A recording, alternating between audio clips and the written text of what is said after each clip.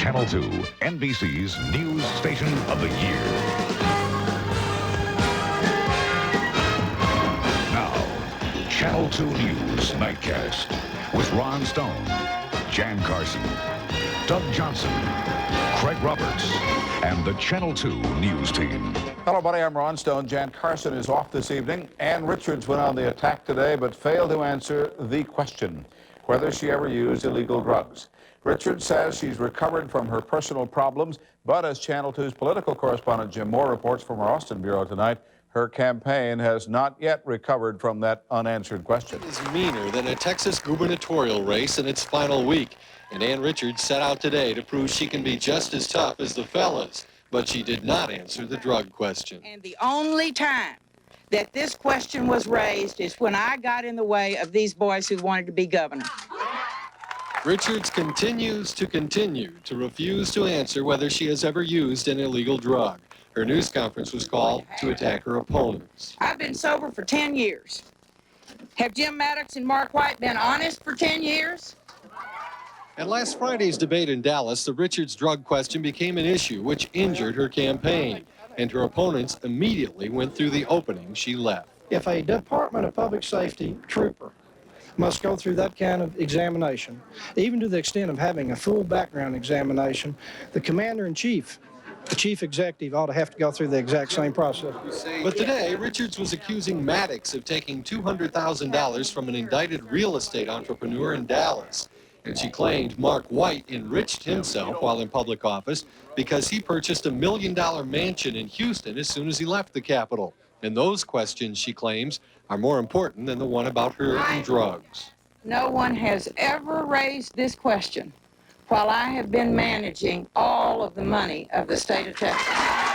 There's one other question Ann Richards can't answer yet either. It's not whether this has hurt her campaign, it's how much damage has it actually done. Some more Channel 2 News, Austin.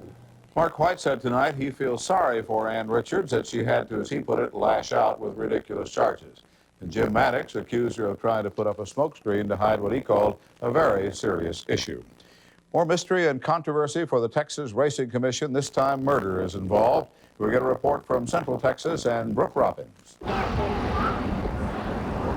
Neighbors of 108 Killdeer were in shock as they saw the 4 bodies of the Yost family taken from their home. Investigators speculate 41-year-old David Yost murdered his wife Susan, his 10-year-old son Eric, and 5-year-old daughter Lauren, then turned a gun on himself. Friends say Yost lost his job with the State Property Tax Board 2 months ago and had recently been hired as Director of Administration for the Texas Racing Commission. But everyone we talked to said Yost gave no impression of being depressed or having problems. It's the type of person that you'd trust with anything. I trusted him. He took my son to soccer practice a lot. I knew David on a professional level, having worked with him, and on a personal level, and it's just one of those people you really respect. I know David. He's from the same town I'm from. Went to the same high school I did, and I had I'm still, visibly upset, as you can see. Investigators aren't certain yet exactly when the murders were committed, but Sunday's Austin American Statesman was still in the driveway today, and one youngster in the neighborhood said 10-year-old Eric Yost missed soccer practice yesterday. The bodies were discovered by Hays County Sheriff's deputies at 11:30 this morning.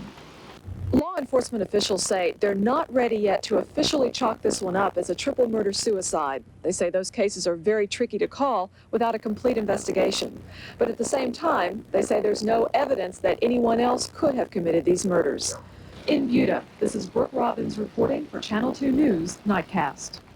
Back home, board members of the Houston area, the Urban Area League, gathered tonight to discuss their embattled president. Special meeting tonight that brought them to the organization's downtown headquarters to discuss allegations of sexual harassment by Dr. Victor James. As Channel 2 News first reported last week, one former employee has filed a complaint against James. Tonight, board members say they're not ready to make a decision on the matter.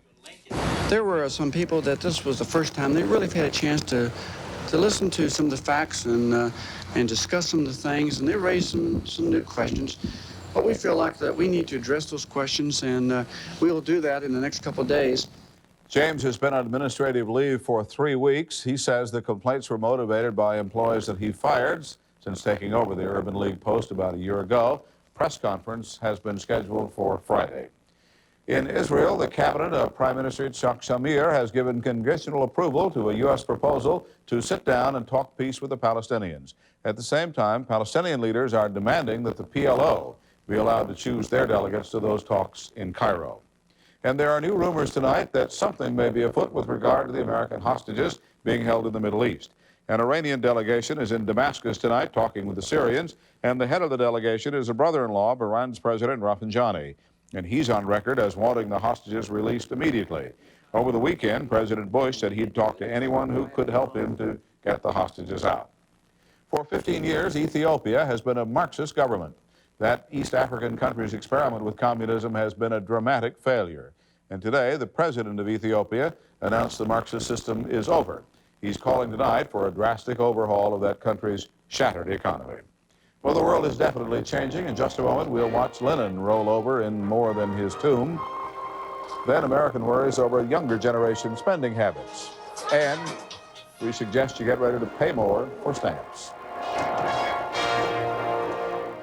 Tonight's Channel 2 News is brought to you in part by Mitsubishi and Texaco. Yea, there comes a time in the life of a man and a woman when they must assume the responsibilities of adulthood and leave behind those toys of youth, which though they may runneth fast and give pleasure to the soul, yet leave no room for family. The Mitsubishi Galant Sports Sedan. It's not only fast and gives pleasure to the soul, it leaves plenty of room for family. Yay. You could save up to $1,000 at your Houston area Mitsubishi Motors dealer now. This graph shows that your car can drive better with Texaco's System 3 gasoline. In the BMW test, ordinary gasoline built up valve deposits, but System 3 actually took them away. Tank after tank, valves got cleaner and cleaner. As for performance,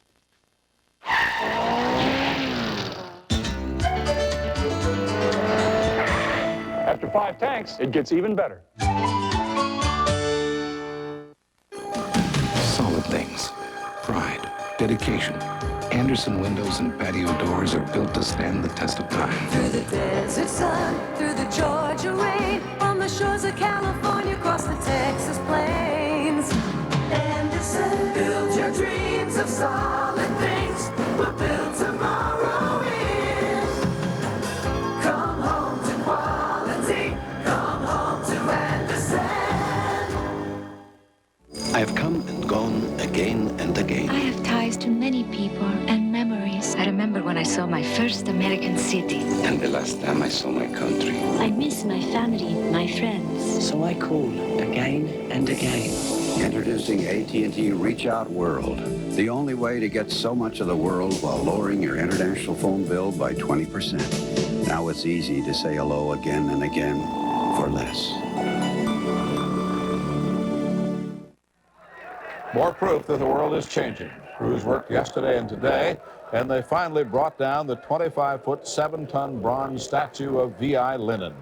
The symbol for 45 years of communist rule in Romania that ended in December was lifted by cranes and looked for all the world like a public hanging. The statue will be taken to a museum. By the way, that Romanian square that Lenin once stood in was called Victory Square. It's been renamed. It's now called Free Press Square. In this capitalist country, we are spending more money every day. But new numbers are in on America's savings rate, and the news is not good. Business reporter B.B. Burns has more. Americans are still on a spending binge. The personal savings rate is a dismal 4.2% of earnings, the lowest of all industrialized nations. The Japanese, for example, save above 20%, and some experts think that's a big reason for Japan's bright economic future. The savings rate among young Americans is at an all-time low. They're constantly distracted by new products, easy credit, and a gotta-have-it-now mentality.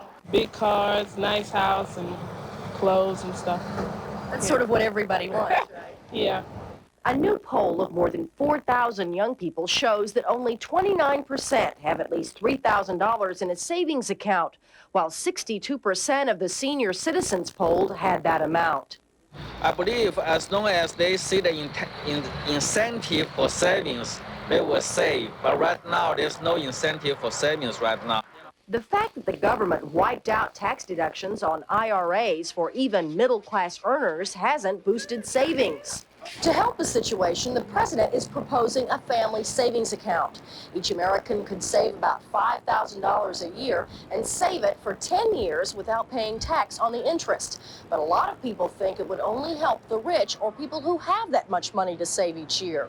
Still, many people are anxious for the government to come up with new ways to encourage individual saving. I think that any government incentive for personal savings or any tax breaks would be a real advantage. As a young person, I'm concerned about Social Security. I would much rather save on a personal level than to pay for Social Security and perhaps not see the money. Meager savings now means there may not be enough money to ensure a rising standard of living for future generations. B.B. Burns, Channel 2.